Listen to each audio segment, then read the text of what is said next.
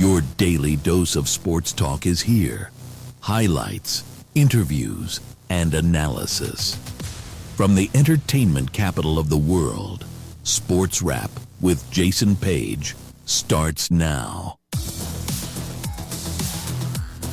Indeed it does, and great to have you with us on this Wednesday edition of the show. With so much to do over the next 60 minutes, we will take you through everything we can. David Aardsma is here because if it's a Wednesday, it means we're going inside baseball with the former big league reliever and closer.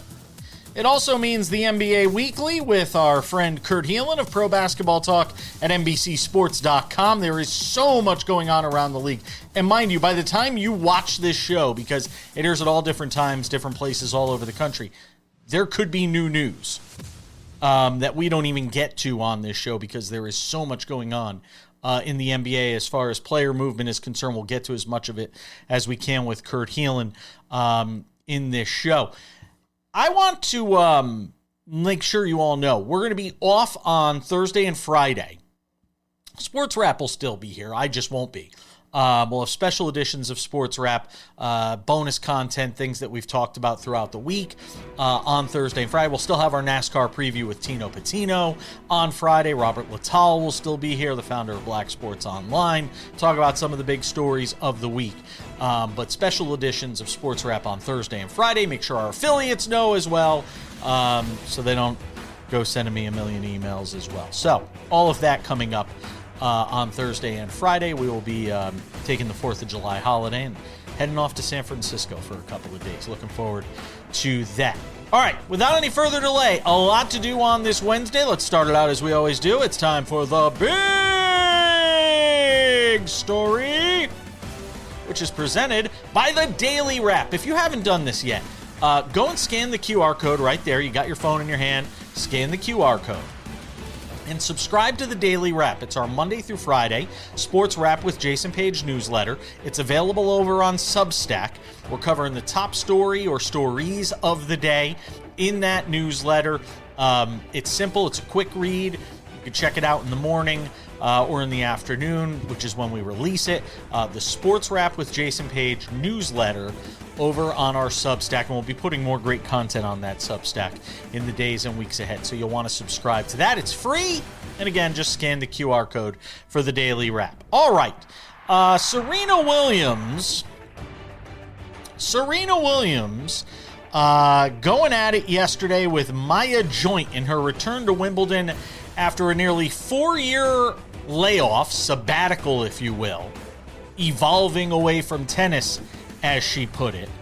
And Serena falls in 3 sets. I think 6-3 was the final set. I watched every minute of this match. I was as excited as anybody to see what Serena Williams was going to be after this amount of time off, with no tune-up matches, against somebody 24 years her junior, playing on center court as a wild card after just a couple of quick doubles appearances. And by the way, she'll still be playing doubles in this year's edition of Wimbledon with her sister Venus Williams, who was there watching the match yesterday.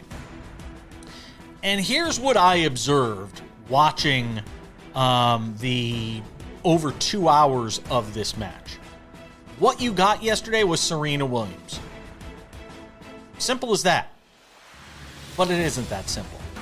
Because what you really got was the 44-year-old version of Serena Williams. She looked great. She was slimmed down, much smaller than her playing weight when she left in the 2022 U.S. Open and played what we thought was going to be her final match. You still had the power that was there, but you still had a Serena that clearly wasn't in the condition. And by conditioning, I meant you could see there came a time in that third set, even late in the second set, where she wasn't going to chase down anything. Anything that required her to move a little bit more, she wasn't going to be able to chase it down. I still saw flashes of that brilliance that is Serena Williams. Just like if, we took a player that retired, from the NBA or Major League Baseball or hockey, if you took them after a few years and put them back on the ice, on the court, on the field, on the pitch, whatever it may be, you're going to see those flashes of brilliance. Because stars at the level of a Serena Williams, it's like riding a bike, right? But there are certain things that require conditioning, and I almost think there was a bit of hubris here when it came to her approach of taking this wild card entry, which could have gone to somebody else. And I'm not bashing her. I don't want anybody to think this is a me bashing Serena Williams thing. I was as excited as anybody, if you've watched this show over the last week, to see what Serena Williams was going to be. I had goosebumps when she won the second set, but at the same time, when I saw her win the second set, I turned to somebody I was watching the match with and I said, this thing's not going to end well in the third set, because you could see she was out of gas. And it was just a question of whether Maya Joint could keep her composure in that third set. And she did. Even down a break, Maya Joint kept her composure and kept her game plan intact. And she beat Serena Williams in 3 sets, 6-3, in the final set. What does all this mean for Serena Williams going forward? I think that's a very fair question to ask. What is realistic? What are the expectations? And based on those expectations, you have to ask yourself, why is she doing this? Because if you're not there to win another slam, aren't you just taking up a spot for somebody else? And I get it, is that last person getting in the draw probably going to win the U.S. Open or Wimbledon or whatever major, however long she plays? And could she still get herself into better shape and better form and be more competitive than she even was yesterday, which was a competitive match? But do you see her beating the best players in the world? Maya Joint had lost like 10 matches in a row going into this thing. It was set up in a way that Serena should have had a chance to win that match, and she did. But what version of Serena are we going to get at the age of 44 that makes us believe this is anything more than ceremonial at this point for her to be out there? Feel free to let me know what you think. I'm on X at the back page if you want to hit me up there. You can send us a comment through the Sports Wrap website as well, sportswrap.tv. It was fun to watch. It had its moments. But ultimately, I think anybody who watched all 2+ hours of that match is realistic, or should be realistic, in what the expectations are for Serena at the age of 44 in the midst of this comeback that she's making. All right, lots to get to from the NBA. The news about LeBron James. We'll talk about that. Kurt Helin's here from Pro Basketball Talk at NBC Sports next.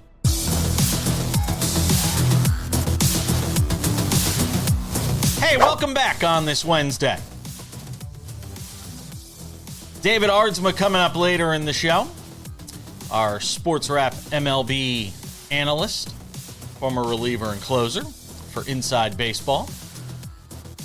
Most guys get an offseason, like David gets an offseason when baseball season ends. Nick Ferguson, like that, our regular guys that we have on. This guy gets no breaks. All gas, no brakes. That's what they call him. Kurt Helin of Pro Basketball Talk at NBCSports.com hangs out with us. If he looks a little blurry-eyed, it's because everything going on in the NBA right now. Yeah, I am unshaven today. It's like you do. You look unkempt. A little bit. It's been that way for. It's always that way. The first few days of free agency, it's been nuts, and so. Oh my goodness, it is wild. All right, let's get the LeBron stuff out of the way here. I texted you as soon as I saw the news yesterday, and I want to get your thoughts now that we've had 24 hours to sort of sit with it. Is it as surprising now as it felt in the moment, or when you start to hear some of the rationale and some of the reporting that's come out around it? You've been around the Lakers plenty, being based in SoCal. Give me your level of surprise here. Not that surprised in this sense. If we had this conversation in December or February, I would have said he's gone. Like, at that point, it did not feel like he was going to return. Like, for the reasons discussed, which is primarily he didn't feel respected in the middle of this, and he wanted to go somewhere else, and the Lakers were ready to move on and make this a Luka team, and so it was kind of mutual. You could see that coming, but then the playoffs happened. right? Where Luka's out, LeBron carries them single-handedly past the Rockets with no Austin Reeves either. And you're like, well, maybe. And then you start to look at the market and you're like, I don't know that he's going anywhere. It's kind of tough to fit. And so you started to talk yourself into him coming back. And then, no, he actually really doesn't want to. Like, the vibes from this season were real. He doesn't want to do that. So he's moving on. Miami, Cleveland, or Golden State probably. And the Lakers pivot and try to find their guy and find out who else they're going to put around Luka and Reeves. The problem is, whoever that is probably isn't as good as LeBron was last year off at the start. Like that, LeBron was really good last year. At 41, he was still a legitimate all-star player, and it's going to be interesting to see how they round this thing out. Shams claims this isn't a money thing, that it's a happiness thing. All right, and look, I rolled my eyes the same way when I heard that, and I said that yesterday in the big story. Whenever they say it's not about the money, that it has something to do with the money. You say he's not going to go play somewhere for the veteran minimum or an exemption or something like that, or the exception or something like that. Well, now he's going to, but yeah. So well, okay. Then I ask the question: is there a dark horse outside of those three teams? Somebody that could be a contender that he makes into a real contender. Is there a sleeper in there outside of those three teams that could jump into this? The team that got mentioned the last 24 hours in that mode is Minnesota. They have called the Lakers. The money is tighter. They don't have the full mid-level exception, which seems to be the going right now is 15 million is the mid-level, full non-taxpayer mid-level. Golden State has to probably trade Moses Moody, but can get there. The Cavaliers have to dump probably Max Strus in a salary deal to get there, but they can. Minnesota just doesn't have the guys to dump to get there. Like they're kind of locked in, but Minnesota's reached out, and there is a real respect between Anthony Edwards and LeBron James. And if he wants to contend in the West, he makes that team really interesting. He fills a need for them and helps. I'm not sure he goes there, but I'm not sure he moves to Minnesota for this. But they are at least in the mix. And look, if you go to Golden State in particular, like that's going to be fun. They're not winning. They're not a contender, right? Even with Curry and all that. Even with Curry and Butler, or if they bring in Anthony Davis, really, you're ruling it out. Anthony Davis isn't going anywhere. But Washington's just not trading him. They're just okay. Unless you come in with a Godfather offer, he's staying put. They actually want to see what this looks like. But Butler, once he gets healthy midseason, Butler, Curry, Green, and LeBron, that's a tough out for the 10 games they're all healthy. But I don't think that there's still enough athleticism there to make that whole thing work. Jalen Duren, do the Lakers overpay for him and make it so that Detroit can't match? Do they need him that badly? Is that like the big prize for them right now if they're looking at a big? He is the best center on the market. I think the Detroit would match anyway. And that's been the look, Detroit has made it really clear. We will match any offer. We will not engage in sign and trade talks. Basically saying, we dare you. And they have the leverage. This is a really interesting question for the Lakers because you can make the offer. You can make the max offer, which the most they can offer is 4 years, 177. You can and give him a team option. Or a player option on the end if you want. Detroit would think about that for a minute. First off, they'd take the full 48 hours to tie up the Lakers' money as long as possible. Then they'd match it. He's a 22-year-old all-NBA center who is vital to whatever they're going to do next. They need to get more shot creation, and we've talked about all this other stuff. It doesn't work without Duren's two-way play in the middle. He is perfect for the Lakers, but there's no way Detroit lets him go. Kawhi to Toronto in the last minute here, and we could always stretch this out into the next segment if needed. How surprising is it? To me, it's not, given where the Clippers were that they moved him. Was Toronto a surprise? Toronto was a surprise only because I didn't think they'd go back there. But look, he wants to get paid. they are willing to pay him. It's going to be a 2-year extension. He's 35. You don't want to go longer than that anyway. And this is a big swing for Toronto, but I like it because last year they were 5th in the East. They were a pretty good team, but they've struggled a little bit with half-court shot creation. Solved that problem with Kawhi, and now you probably, by the way, have the best wing-forward combo with him and Scotty Barnes in the league. Like, it's up there with Brown and Tatum. Like, that's a really good pairing with some talent around them. I don't know if they might have to upgrade at center, with all due respect to Jakob Poeltl. But in the East, that's now another team that goes in the, things go right for them category. Yeah, and if you have them for 65, 65 games next year, 70 games next year. That's the big question. That is. But and he was that for the Clippers this year. We're coming back, more NBA with Kurt Helin. It's Sports Reps NBA Weekly.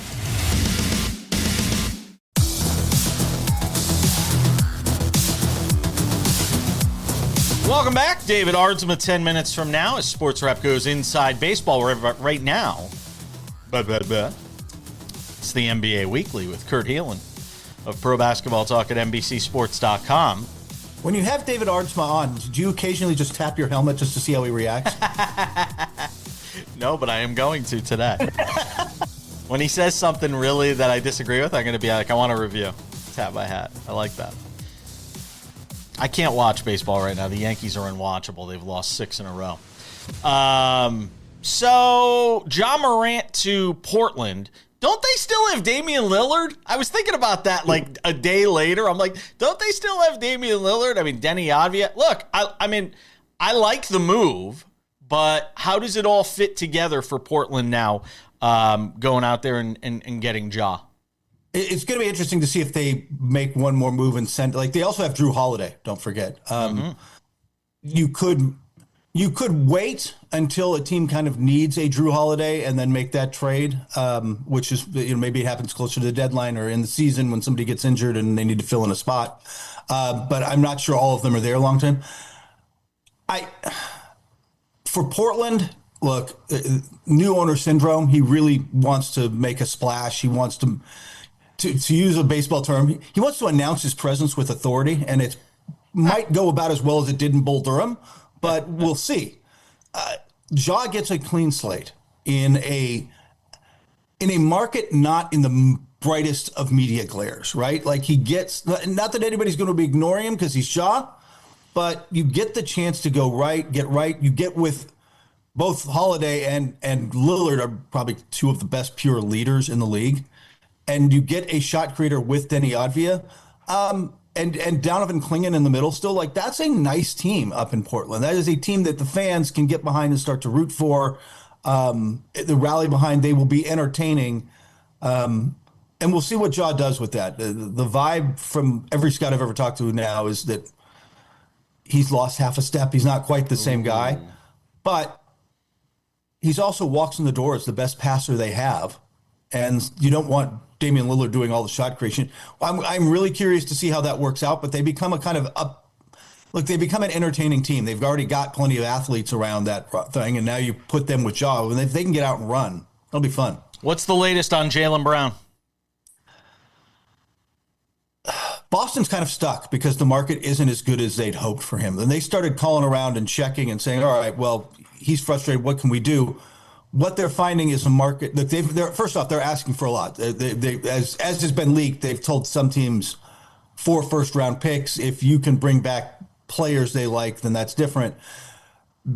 They've looked at all that, and the market isn't there. And this leads them to a really awkward spot of, do we take the lesser offers and just kind of, because we have to move on from him, or we sit down with him and say, basically, look, at the end of the day, and I think this is where Brad Stevens is going to land, I can't trade him for that little. And I'm sorry your feelings got hurt because you got put in a trade. Suck it up. That's what my husband often tells me. He's like, just deal with it. You got to take out the trash. You got to empty the dishwasher. Deal with it. Exactly. So we've seen all these big player moves, a lot of major player movement here. Is there one that you're anticipating here? Take LeBron, put it aside. Is there another big name outside of Jaylen Brown? Is there another big name out there that you could see moving? No, I'm not sure that there was. Walker Kessler is the other one everybody's talking about, the big from Utah, who has an incredible market for having played 5 games last year. But look, he is a valuable archetype right now, a rim protecting big. He is somebody else the Lakers have had an eye on and met with. He's met with a few teams, but he's in the same problem Jalen Duren's in, which is he is a restricted free agent that his team likes. And so there may not, like, if you can get a team to make a bigger offer, then and you get more money out of this, some team might do a favor to the agent, but I don't see Utah letting him leave. But that's the other name where if somebody put a big enough offer, the Lakers, somebody put a big enough offer on the table, Utah would have to stop and think about it, because they're not going to be cheap with the roster they have, and especially now adding Peterson, who becomes the focal point. Like, how much are you going to spend on this? So on a pure center. So it'd be interesting to see if somebody overpays. He's more likely to move on than Duren, because Duren has proven it, and you're speculating a bit with Kessler. Knicks get Landry Shamet back in the mix. They're able to get a deal done with him. It feels like they're doing everything they can without going into that second apron to keep this thing intact. Are they going to succeed? Largely, the odd man out is going to be Mitchell Robinson. Oh, that's the guy you don't want to lose. Yeah, that's the problem. But they are already, I'm not looking at my numbers because they fluctuate so fast, but they are close enough to the second apron already that Mitchell Robinson made, I believe it was 12.7, around 13 million last year, and frankly earned a raise, right? Like, he should be making 15, 16, should be at least mid-level money, which is what the rumor is for him, taking one of those mid-level exception deals out there. They can't do that. Like, they don't have that money for him. If they're not willing to go into the second apron, there's basically no way they can keep Mitchell Robinson, which is a bit of a blow. And he's going to be hard to replace what he brings, but he is going to be the odd man out. Wow. Looking back at the draft now, as you get ready for the summer league here, what is which begins next week. I know you're going to be in Utah, then you're going to be out here in Vegas, where I'm going to have to take you out to an undoubtedly cheap dinner. What is your sense for, what you're looking to see as far as the summer league is concerned? What is of the greatest interest for you?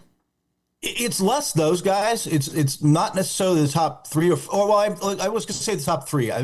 Boozer, Peterson, and DeBonsa are going to be fine. They're going to play a couple. DeBonsa and Peterson and Boozer are both in Utah. They'll play a couple games there. They'll both play 2 games in Vegas, and that'll be in. Caleb Wilson, I'm curious to see get a real good look at with Chicago and what he starts to look at. But it's really, I'm more interested in how the guards come in. How do Flemings? How does Acuff? How does all these guys, Mikhail Brown Jr., all these guys who came in the middle, what do they look like with their teams? How are they fitting in? And Summer League starts to give you a taste of it. Summer League is also a glorified pickup game in a lot of ways, and it's not necessarily the best judge. But you get to see what these guys look like against other NBA level players. Helin, pro basketball talk at NBCSports.com. He will join us next week from somewhere in either Las Vegas or Utah. We'll try and figure it out. Think that far ahead and do math. Yeah, I'm not there yet. Always appreciate it, my friend. Take care.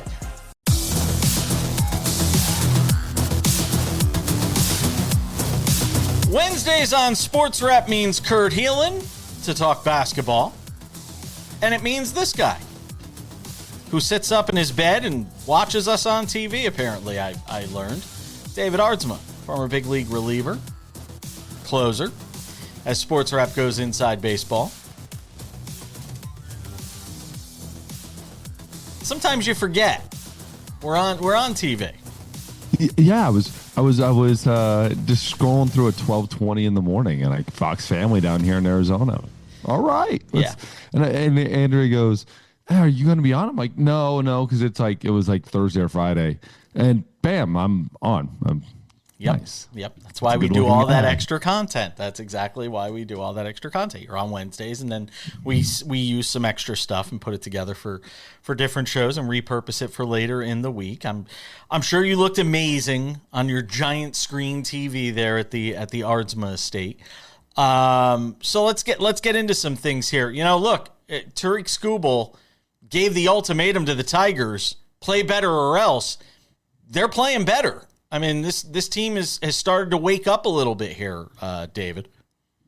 No, without a doubt. And that's the thing, is when you get an MVP style candidate back on your team, it's past Cy Young candidate, an MVP style type of player on your team, that stuff matters on the field, but it matters a lot more in the clubhouse. And you feel that confidence. He walks back in the door and you're just like, yes, you probably had a couple guys like give a little, yeah, let's go, we're back type of feel. And then he pitches like it. I know they're still 9 games back of the Central, but they're a good team in a division that is winnable.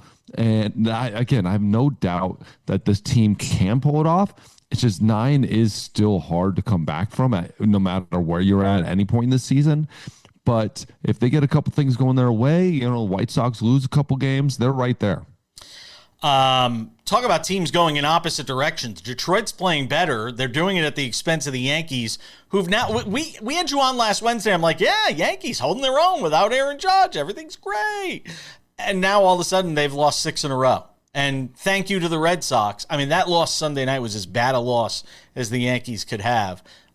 You get to Chapman in the 9th, and then you blow it in the 10th. The Yankees have dropped 6 in a row. Is it one of these things where you just shrug your shoulders and say, this is the Yankees sort of going through that thing that we see them go through every year, it feels like, at some point in the middle of the season, and they're going to be fine? Yes, and the thing, too, is outside of, bad loss, but outside of like the one game against the Red Sox, the 6-1, they've generally haven't been that bad of losses. I guess last night was 9-3. So the last couple 7-3, 9-3. I'm not too worried about this team. Again, what I am is like Jazz Chisholm, like what's going on there now? There's been so much drama around it. This team has generally been drama free all year. And it seems like he decides to bring all of the drama within the last week, right? Now he's hurt. Now we don't know exactly what's going to happen with him. Running into your outfielder, which I'm rewatching. Actually, that's not on Jazz. Dominguez, he never called for, or it wasn't so visibly calling for it out of right field, and they make the collision. But again, he gets thrown out of a game for arguing on a strike 3 check swing call. It just seems like there's been just nonstop drama with that, and that's the thing. This team hasn't had it. Like, let the play on the field just speak for itself, and that's what the Yankees used to be the best for. And like people would create drama around them, but they actually didn't have any. That's the only thing I don't like about it, is that now they've started to have things to talk about off of the field, instead of just talking about your play on the field, and lock that back in. Like Aaron Boone, lock that stuff back in. That's the type of issues that like you go out. And again, we talk about this. It might not be anything like this, but when you walk out there with a blow pop in your mouth, you start creating drama. You start creating somebody to talk about. Then all of a sudden, you make a bad play. Then all of a sudden, you get thrown out of a game. Then all of a sudden, now you're hurt because you ran into one of your other fielders, and you're hitting $160, in the last 15 games. Those things add up. We think it's like, just a little blow pop. That matters. And those little things, and this is a big point I said, show who you are when the big things happen. And if you're going to be relaxed there, you are not going to be prepared when it really matters. Now we're sitting here talking about it a week later going, well, they've lost 6 and they've getting their butts kicked nonstop, and there's drama. Shocker, right? Like those things do add up and create a rolling ball. At what point do you start to worry about this Judge thing lingering and not really feeling like we have a sense of when he's coming back? If I start getting into post All-Star game right now, or post like that mid-July period, that's when I'm starting going, all right, like you still have the trade deadline. I don't know what pieces they're going to be moving around, where they're going to be trying to make some upgrades. But this team what they need to do is go out there, maybe bring in like the right guys, just right clubhouse guys. They don't need big, the biggest free agents out on the market, or biggest like names out on the market. Sorry, free agents. They just need like maybe a clubhouse guy here and there, a role player, somebody like that can continue just like keep you at just above 500, and then Aaron Judge. But like mid-July, that's why I start worrying, because I need some bop back in that lineup. Yeah, and Schlittler got roughed up last night. Probably his worst outing of the season, David. Yes. And again, the guy's been incredible. Worst out of the season, still has a 2 ERA. Guy's still absolutely dealing. I'm not too worried about it. I think he just basically ran into a buzzsaw with Detroit, who's on a roll. You just worry. The only thing I wonder about Schlittler is the innings as they start to pile up here as we get later into the season. Yes, it's not like he's 21. He's still a 25-year-old guy. I know he had 73 last year. He already has 104 this year. That will be a big, huge factor. If I can, I'm going to start slowing that up. Maybe give him an extra break here and there. All right, David Aardsma is with us for one more segment. We talked about the American League. We'll get into some of the National League as well. Sports Wrap continues. Don't go anywhere.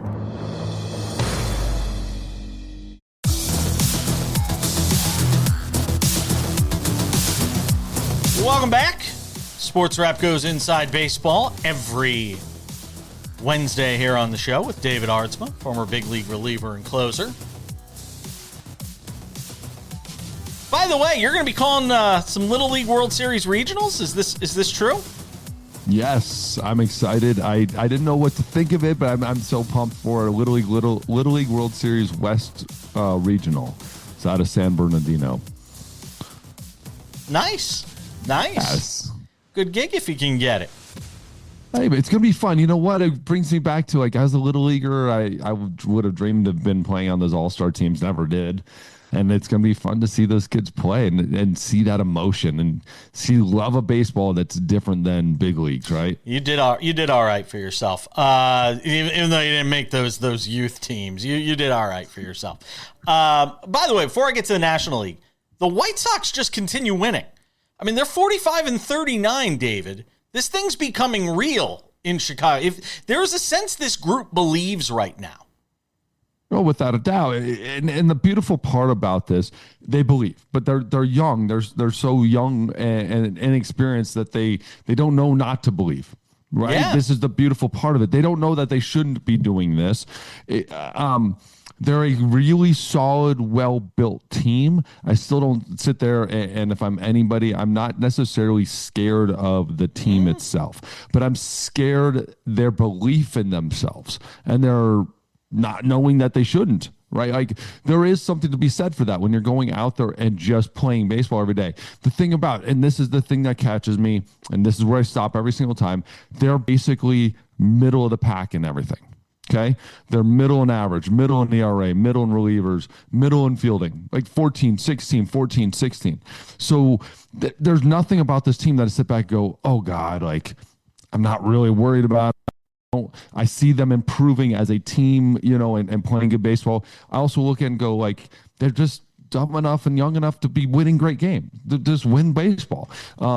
Against a bad division that tends to, like, we keep saying this, there's no one in this division over the years that just seems to want this division and just to prove themselves, right? The Detroit and Kansas City should be running away with this thing.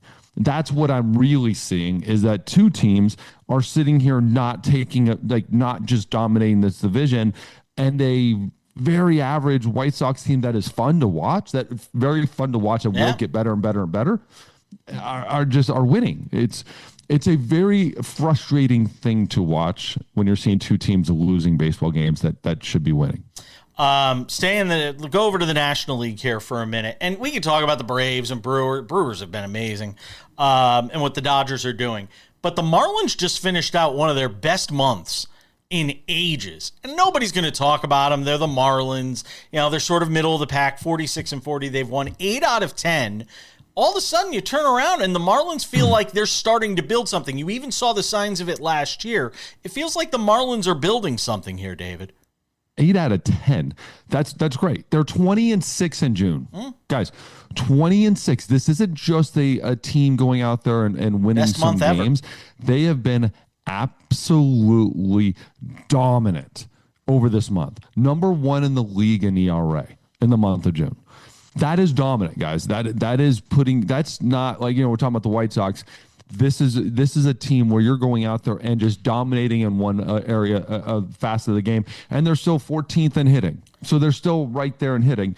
They are absolutely destroying it. Max Meyer is killing it. When I think 6-0 in the month of June, this dude has put himself on a stage on a Cy Young type caliber season. What all of this spells out to me, David, when we talk about all these teams that are sort of middle of the pack, is it's going to be slim pickings, or it's going to be very difficult decision making for these GMs come the trade deadline. Without a doubt, when you have all these teams around, that's what happens is everybody kind of feels like they're in it. Everybody feels kind of like they're out of it at the same time. Then no one is in that spot where they're just dominating. Well, one thing I do like to see, and this is usually where you do see activity happen, is you got the Dodgers and Padres at the top, Brewers and Cubs at the top with the Cardinals right there too. Braves, Phillies at the top on the National League side. Go to the American League side, Yankees are still right there. White Sox don't really tend to make big moves, but you still have the Rangers, Mariners, and Astros kind of there. So you have the big dogs at the top, and then you have everybody else kind of right there with them. When you have big dogs at the top, big dogs kind of want to make big moves, and that might push the market, that might move it. But again, even the worst teams, like, they're not a whole lot there. I do like seeing a Red Sox team at the bottom. That means they're going to move guys. I don't like seeing them. I see a Royals at the bottom. They might move guys. Like Angels could move everybody. But the Giants should be absolute sellers, and the Giants could own this entire marketplace. They could. The Giants and Red Sox should own the entire marketplace on talent and trading. You and Nick, you and Sam agree on this, and I don't. I don't think the Red Sox are going to be sellers. I don't think they're going to be sellers. I like what. As of right now, I don't think they are. As of right now, I don't think they are. They're 5.5 games out of a wild card spot. 6 weeks till the trade deadline. They're not sellers right now. And they're 13 out of the division. But forget the division. You're not winning the division. The Red Sox and Craig Breslow can't, wild card isn't just getting in the wild card isn't good enough to keep him in his job. The problem though is trading will lose his job for sure. I guess that's the only thing for me. The reason it's not going to happen is if he trades everybody, he's going to for sure get fired. Because they can't stick around for another rebuild, and they're not showing that they just want to throw the money out there that they have in the past. David Aardsma does a great job on Major League Baseball and apparently Little League Baseball because he's going to be doing the regionals out there in San Bernardino. We'll do some bonus content with him. You'll see that on Thursday's show as well as on YouTube. David, for this Wednesday, though, we appreciate you. Thanks as always. Thank you.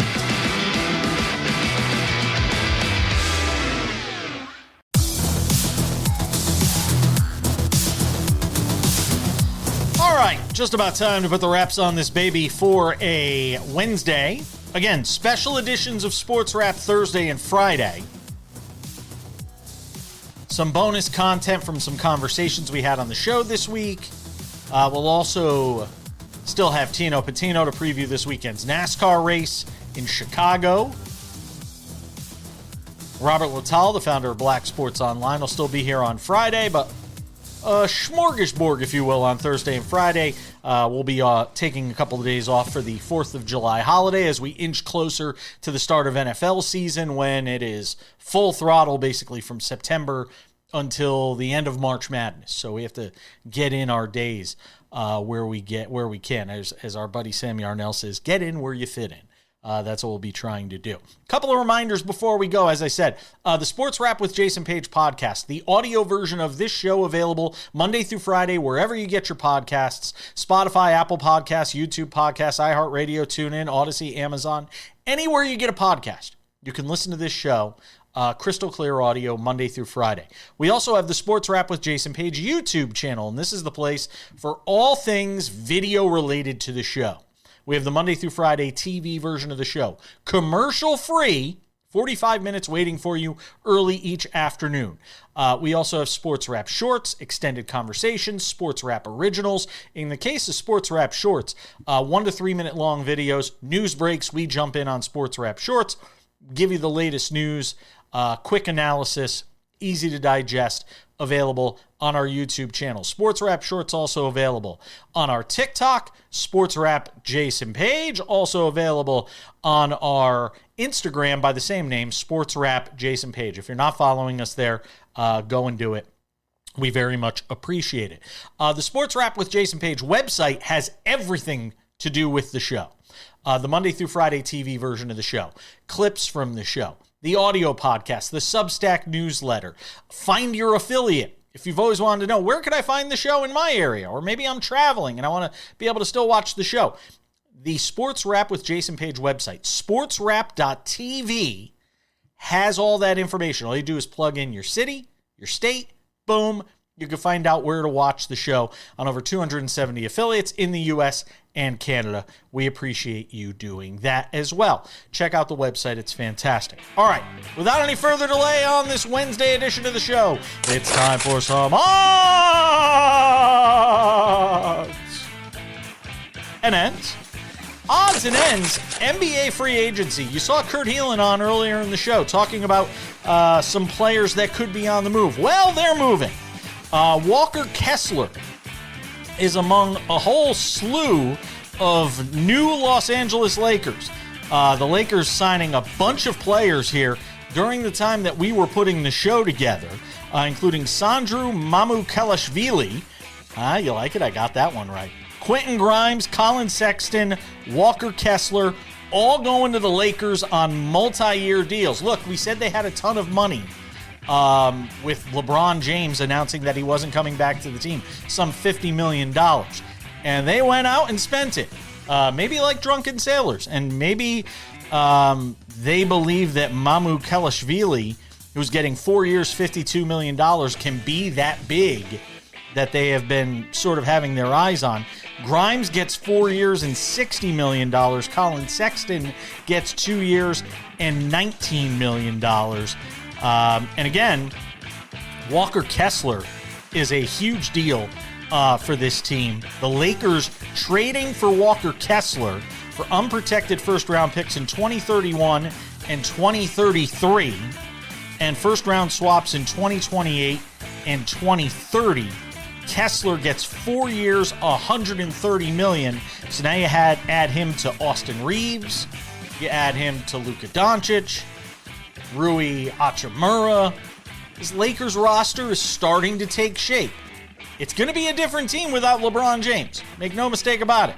But it is still going to be a team with a formidable roster for J.J. Redick to obviously work with. Odds and ends, it is the World Cup, and finally the wait is over. It feels like a million days in between these games. The United States taking on Bosnia and Herzegovina on Wednesday night. By the time you see this, there may already be a result to that game. Sometimes we hear early in certain markets. Sometimes we hear later. USA is minus 600 to win the game. Bosnia is plus 410. All I'm going to say about this is, United States, don't let this thing get to penalty kicks. Because we've seen a number of teams, good teams, Germany, the Netherlands, amongst those that just come to mind off the top of my head, that have lost in this knockout round as a result of low-scoring games that drag into extra time and then eventually drag into penalty kicks. The United States should win this game. They should be on to the round of 16. But nothing is a given in this year's World Cup, where it feels like outside of a couple of teams, maybe Brazil, you want to throw Argentina into the mix, there aren't a lot of teams that have played necessarily to the top of their capabilities. Well, now's the time where the United States is going to have to do that. Everybody's rested. Christian Pulisic is healthy after dealing with an injury. So we'll see what the United States does in that game. We'll have a recap of that on tomorrow's show. Don't worry, even though we're kind of not here, we will have a recap of that on tomorrow's show for you as well. And that wraps it up for this Wednesday edition of the show. Thank you so much to our friends, the great Kurt Helin, Pro Basketball Talk at NBCSports.com. The man, David Aardsma, former big league reliever and closer, hanging out with us as Sports Wrap goes inside baseball. We'll see all of you here tomorrow for a Thursday edition of Sports Wrap, Friday as well. Have yourselves a great holiday. If I don't talk to you before then, I'm Jason Page. That does it for Sports Wrap. Bye-bye.